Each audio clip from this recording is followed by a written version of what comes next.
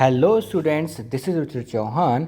सो बच्चों, आज हम यहाँ करने वाले हैं assertion in reasoning chapter number 1 के, और चैप्टर का नाम है electric charges and fields. Okay, so सबसे पहले हम देखते हैं directions for assertion and reason type questions. देखिए बच्चों, असर्शन रीजनिंग में आपको 4 ऑप्शंस ऑलरेडी गिवन होते हैं। ऑप्शन ए क्या है यहाँ पे, both assertion and reason are true and reason is the correct explanation of assertion. ये ऑप्शन ए रहता है कि असर्शन भी, मतलब यहाँ पे जो both assertion and reason are true, मतलब दो स्टेटमेंट दिए होंगे, दोनों ही सही हैं, और जो रीजन दे रखा है वो करेक्ट एक्सप्लेनेशन होगा असर्शन का। ऑप्शन बी यहाँ पे, both assertion and reason are true but reason is not the correct explanation of assertion. C क्या है यहाँ पे, assertion is true but reason is false, and D यहाँ पे, both assertion and reason are false. चलिए question number 1 करते हैं। यहाँ पे क्या दिया हुआ है, क्वेश्चन नंबर 1 में आप देख सकते हो यहाँ पे, assertion, if there exist Coulomb attraction between two bodies both of them may not be charge. हाँ, बिल्कुल बात सही है कि कोई ज़रूरी नहीं है कि दोनों ही चार्ज हों। अगर एक अनचार्ज भी होगा तब भी वो दूसरे वाले को, अगर एक चार्ज है और एक दूसरा अनचार्ज है तो भी वो एक दूसरे को अट्रैक्ट कर लेंगे। रीजन क्या दे रखा है, no two electric line of force can intersect each other. बच्चों, ये स्टेटमेंट अपने आप में सही है बट ये इसका करेक्ट एक्सप्लेनेशन नहीं है, इसलिए यहाँ पे ऑप्शन बी यहाँ पर करेक्ट हो जाएगा। आ जाते हैं क्वेश्चन नंबर 2 पर। यहाँ पर असर्शन क्या दे रखा है बच्चों,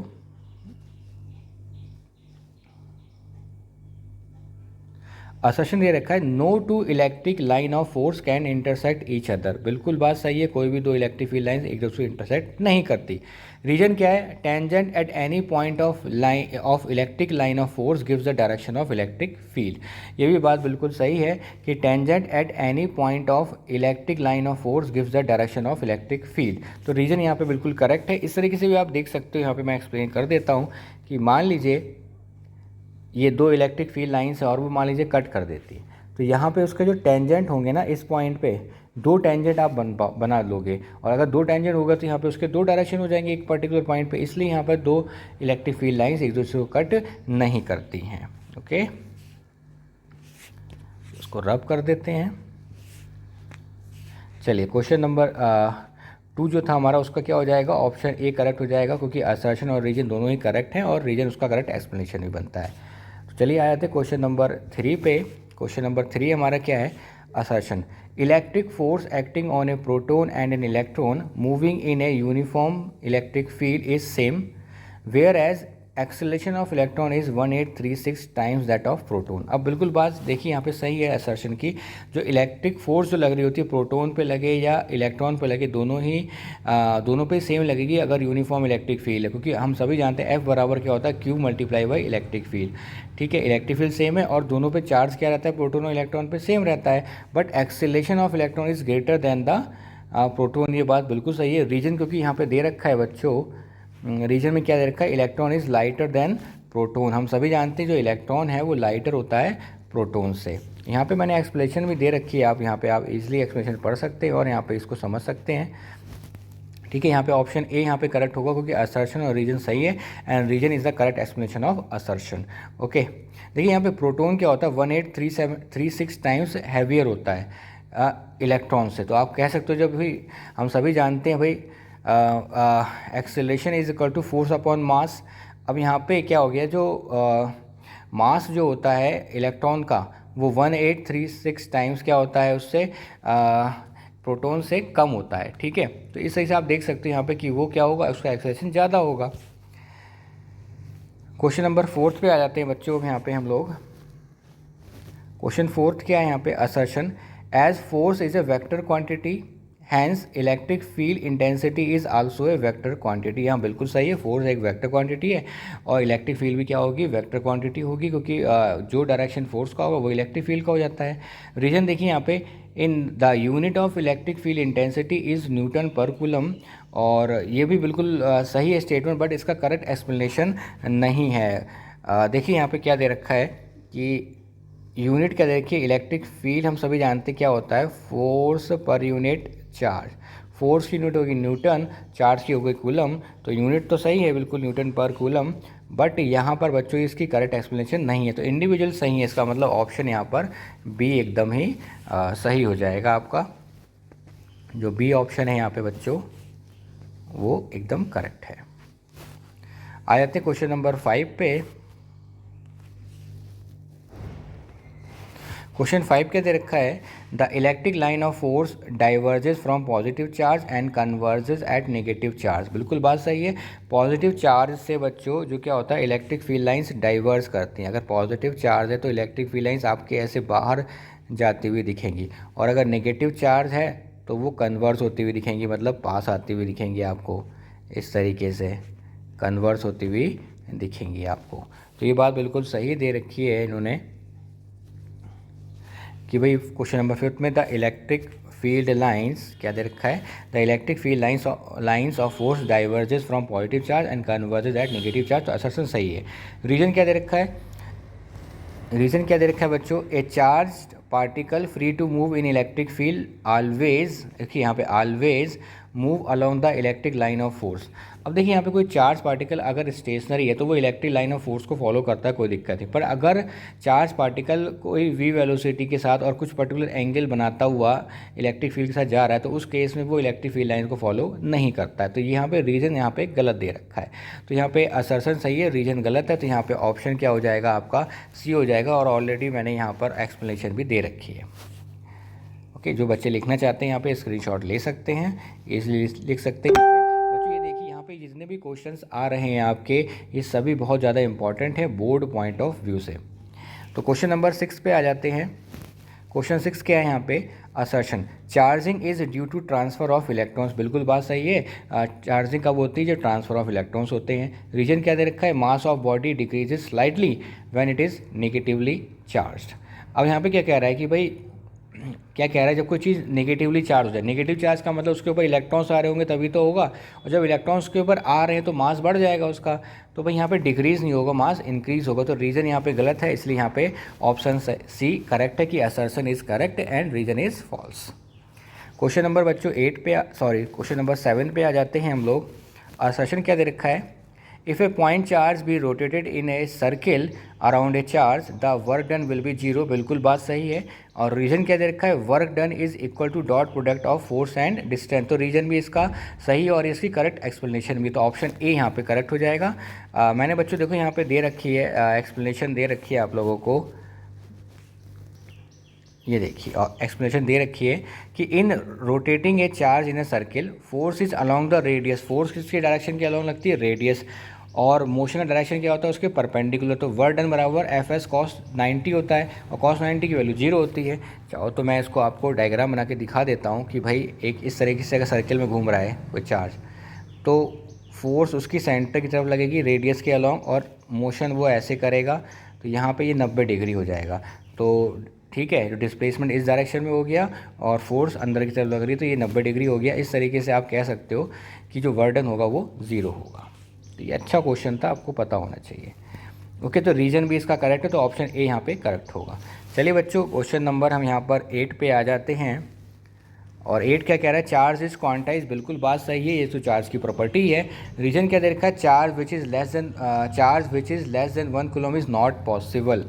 भाई 1 कूलम से चार्ज बिल्कुल पॉसिबल है। आप यहाँ पे चार्ज ऑन इलेक्ट्रॉन ले लीजिए 1.6 × 10⁻⁻19 जो कि पॉसिबल है। और यहाँ पे रीजन बिल्कुल गलत है, तो इसलिए यहाँ पे ऑप्शन क्या हो जाएगा बच्चों, ऑप्शन सी यहाँ पे करेक्ट है। क्वेश्चन नंबर 9 पे आ जाते हैं। यहाँ पे क्वेश्चन 9 क्या कह रहा है, assertion a small metal ball is suspended in a uniform electric field with an insulated thread. एक मेटल बॉल है, सस्पेंड कर दिया गया है यूनिफॉर्म इलेक्ट्रिक फील्ड से।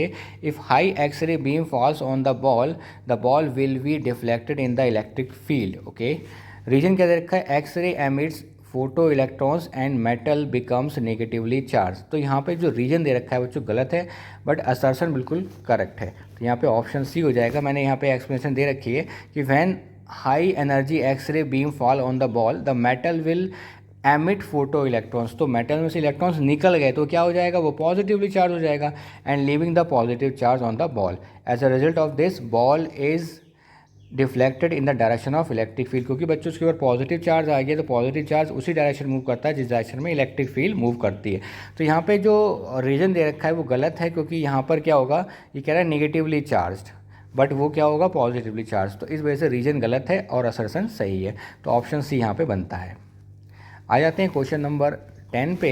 The coulomb force is dominating force in the universe. नहीं बच्चों, coulomb force dominating force नहीं है in the universe, gravitational force है। एंड रीजन क्या दे रखा है, coulomb force is weaker then the gravitational force. ना भाई, ग्रेविटेशनल फोर्स तो खुद में अपने आप में सबसे वीकेस्ट फोर्स है, तो क्योंकि कूलम फोर्स तो ज़्यादा होती है, स्ट्रॉन्गर होती है ग्रेविटेशन फोर्स से, तो यहाँ पे ऑप्शन डी होगा, क्योंकि यहाँ पे असर्शन और रीजन दोनों ही गलत हैं। मैंने ऑलरेडी एक्सप्लेनेशन भी यहाँ पर दे दी है, तो आप इसको भी पढ़ सकते हैं। क्वेश्चन नंबर 11 क्या है यहाँ पे, assertion in a cavity with a conductor the electric field is 0. okay, in a cavity with a conductor the electric field is 0. भाई कंडक्टर के अंदर तो इलेक्ट्रिक फील्ड 0 होती है। और रीजन क्या दे रखा है, charges in a conductor resides only at the surface. हम बिल्कुल जानते हैं, क्योंकि जो चार्ज जो होता है कहाँ पे रुकता है, सरफेस पे रुकता है, सरफेस के अंदर तो होता ही नहीं, इसी वजह से तो इलेक्ट्रिक फील्ड अंदर 0 होती है। तो ये रीजन भी बिल्कुल सही है इसका, तो यहाँ पे और ऑप्शन क्या हो जाएगा, ए, क्योंकि असर्शन और रीजन सही है। Reason is the correct explanation of assertion. Okay, तो चलिए आ जाते हैं क्वेश्चन नंबर 12 पे। असर्शन क्या दे रखा है, Gauss law can't be use to calculate electric field near an electric dipole. Okay, और रीजन क्या दे रखा है, electric dipole can't have symmetrical charge distribution. तो बच्चों यहाँ पे दोनों ही यहाँ पर बिल्कुल असर्शन और रीजन सही हैं, और reason is the correct explanation है असर्शन की। यहाँ पे देखिए मैंने एक्सप्लेन कर दिया है पूरा, आप यहाँ पे आंसर में देख सकते हैं, ऑप्शन यहाँ पे ए हो जाएगा। और देखो यहाँ पे क्या लिखा है कि Gauss law is applicable for any close surface. Gauss law हमेशा एक क्लोज सरफेस के लिए वैलिड है। It is most useful in a situation where the charge distribution has spherical और सिलेंड्रिकल सिमेट्री और इज डिस्ट्रीब्यूटेड यूनिफॉर्मली। तो charge कैसा होना चाहिए, यूनिफॉर्मली डिस्ट्रीब्यूट होना चाहिए ओवर द प्लेन, तभी गॉस लॉ लगता है। Whereas electric dipole is a system of two equal and opposite charge, दो इक्वल और अपोजिट चार्ज होते हैं, point charges separated by A small distance and finite distance. तो वहाँ पर चार्ज इक्वली डिस्ट्रीब्यूट नहीं है। तो देखिए क्या हुआ, दिया हुआ असर्शन क्या दे रखा है, Gauss law can't be use to calculate electric field near an electric dipole. तो इलेक्ट्रिक डाइपोल के नियर हम उसको नहीं लगा सकते, ठीक है, क्योंकि वहाँ पे उस तरह की सिमेट्री नहीं है। वहाँ पे कह सकते हो, या फिर कह सकते हो आप एक क्लोज सरफेस नहीं है। दूसरी चीज़ यहाँ पे कह सकते हो, यहाँ पे चार्ज जो है इक्वली डिस्ट्रीब्यूट नहीं है। ये कह सकते हो यहाँ पे चार्ज जो है इक्वली डिस्ट्रीब्यूट नहीं है। तो electric dipole can't have symmetrical charge distribution, ठीक है। तो यहाँ पे बिल्कुल देखिए असर्शन भी ठीक है और यहाँ पे रीजन भी ठीक है, उसका करेक्ट एक्सप्लेनेशन है, ठीक। तो यहाँ पे ऑप्शन क्या हो जाएगा, ए हो जाएगा, ठीक है। तो Gauss law can't be use to calculate electric field near an electric dipole, ये बिल्कुल बात सही है। आ जाते हैं क्वेश्चन नंबर 13 पे। क्वेश्चन नंबर 13 का असर्शन क्या है, if a conducting medium is placed between two charges then electric force between them becomes 0। Okay, ये बिल्कुल बात सही है बच्चों। रीजन क्या दे रखा है, reduction in force due to introduced material is inversely proportional to the its dielectric constant. Reason भी एकदम करेक्ट है और इसकी करेक्ट एक्सप्लेनेशन भी है। तो यहाँ पे ऑप्शन ए हो जाएगा बच्चों। मैंने यहाँ पे रीजन ऑलरेडी दे दिया है। क्या दिया है मैंने, आप सभी जानते हैं कि जो अगर आप डाइलेक्ट्रिक डाल देते हो तो यहाँ पे फोर्स क्या हो जाएगा, जब डाइलेक्ट्रिक डालने के बाद F बराबर F0 अपॉन के। F0 फोर्स तब था जब आपने वो कंडक्टर इंसर्ट नहीं किया था, ठीक है। अब यहाँ पे हम सभी जानते हैं कंडक्टर का डाइलेक्ट्रिक कांस्टेंट क्या होता है, इनफाइनाइट। तो जब यहाँ पे के इनफाइनाइट हो जाएगा बच्चों तो फोर्स तो 0 हो जाएगा। तो यहाँ पे बात बिल्कुल सही है। और यहाँ पे क्या हो रहा है, reduction in force due to introduce material is inversely proportional to directly constant. Dielectric constant मतलब जितना ज़्यादा डाइलेक्ट्रिक कांस्टेंट होगा उतनी कम फोर्स होगी। तो ये बिल्कुल बात सही है। तो असर्शन भी सीख है, रीजन भी सीख है, और reason is the correct explanation of assertion. तो चलिए बच्चों आ जाते हैं क्वेश्चन नंबर 14 पे। तो क्वेश्चन 14 क्या है असर्शन का, यहाँ पे देखिए,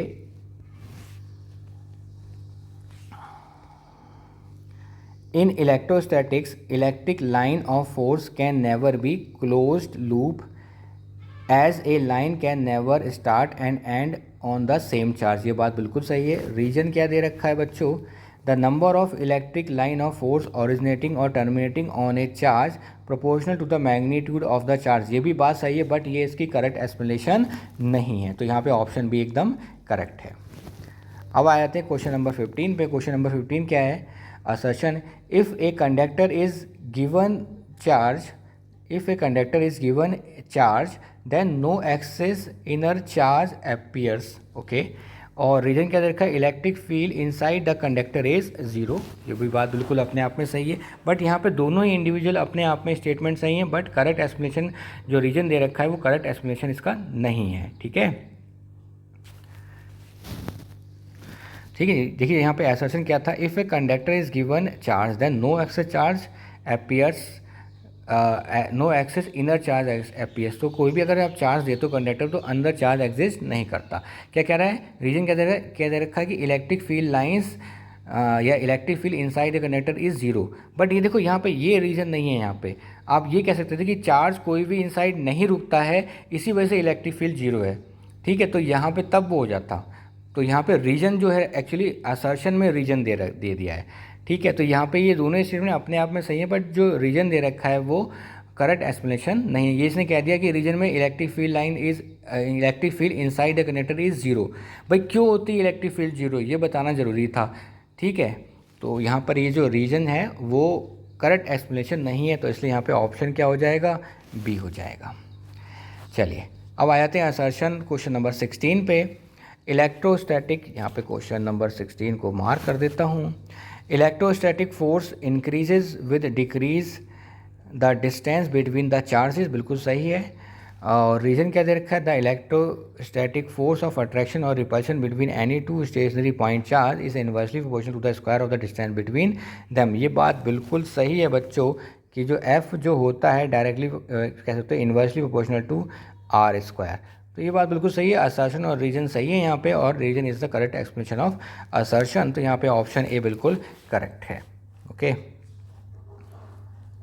इसको रब कर देते हैं बच्चों।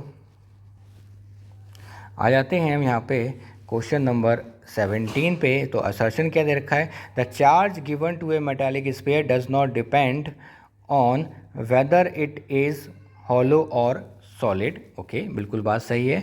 रीजन क्या दे रखा है, charge reside only at the surface of the conductor, बिल्कुल सही बात है।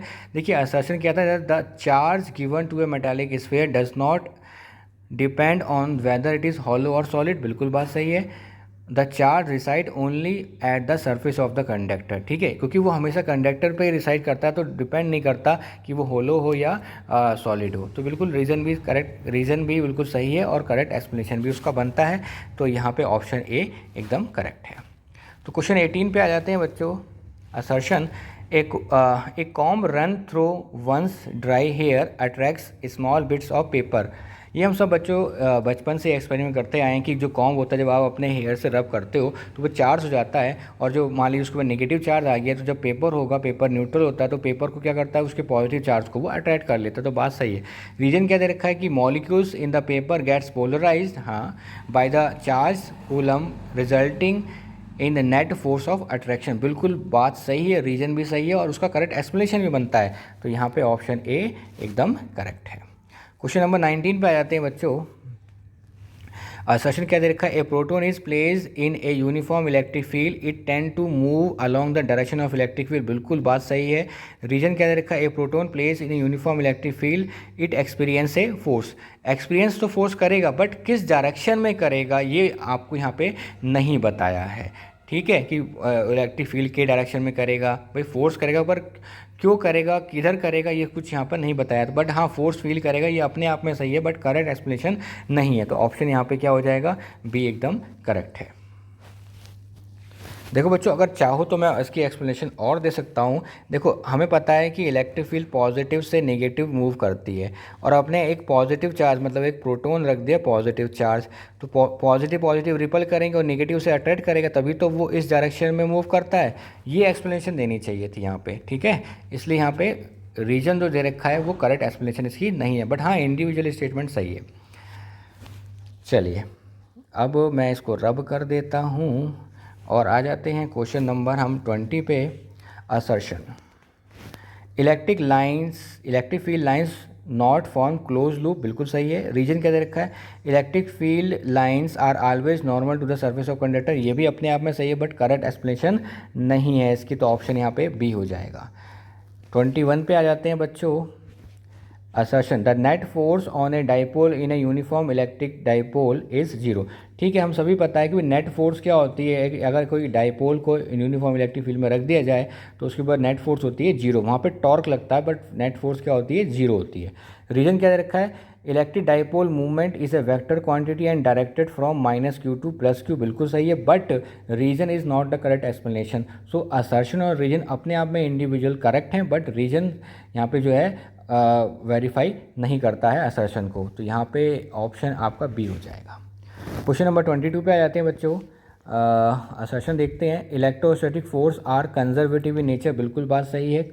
रीजन क्या दे रखा है, work done by electrostatic force is path dependent, ये गलत है भाई। भाई जो कंजर्वेटिव होता है बच्चों वो पाथ पे डिपेंड नहीं करता, और ये कह रहा है रीजन में कि वो पाथ डिपेंडेंट है, तो ये बात गलत है। जो रीजन दे रखा है वो रॉन्ग है और यहाँ पे ऑप्शन सी करेक्ट हो जाएगा। अब आ जाते हैं क्वेश्चन नंबर 23 पे। 23 का असर्शन क्या है बच्चों, the field intensity in between such sheets having equal and opposite uniform surface density of charge becomes constant. कह रहा है कि यूनिफॉर्म या इलेक्ट्रिक फील्ड इंटेंसिटी जो होती है बिटवीन टू शीट्स क्या रहती है, कांस्टेंट रहती है, ये कह रहा है। रीजन क्या दे रखा था, field intensity does not depend upon the distance between the thin sheets, ये बात बिल्कुल सही है। और यहाँ पे ऑप्शन क्या हो जाएगा ए, क्योंकि assertion and reason are correct and reason is the correct explanation of assertion. हम सभी जानते हैं कि यहाँ पे क्या होता है, electric field between the two plates क्या होती है, E equal to sigma upon epsilon naught. तो सिग्मा और अपॉन एप्सिलॉन नॉट क्या रहती है, ऑलवेज कांस्टेंट रहता है यहाँ पे। और वो रेडियस के मतलब या दोनों प्लेट के बीच का अगर डिस्टेंस बढ़ा दो या घटा दो तब भी वो उस पर कोई फ़र्क नहीं पड़ता। जैसे ये दो प्लेट थी, एक पे पॉजिटिव चार्ज है एक पे नेगेटिव, तो दोनों के बीच का अगर तो आप डिस्टेंस बढ़ा भी दोगे ना तो भी यहाँ पे इलेक्ट्रिक फील्ड क्या रहेगी दोनों के बीच में, सिग्मा अपॉन एप्सिलॉन नॉट। तो बिल्कुल यहाँ पर बात सही थी। ओके, तो असर्शन भी ठीक है, रीजन भी ठीक है और रीजन करेक्ट एक्सप्लेनेशन भी बनता है, तो ऑप्शन ए हो जाएगा यहाँ पे। तो बच्चों आ जाते हैं अब यहाँ पे क्वेश्चन नंबर 24 पे। ओके, 24 क्या है, when bodies are charge through friction there is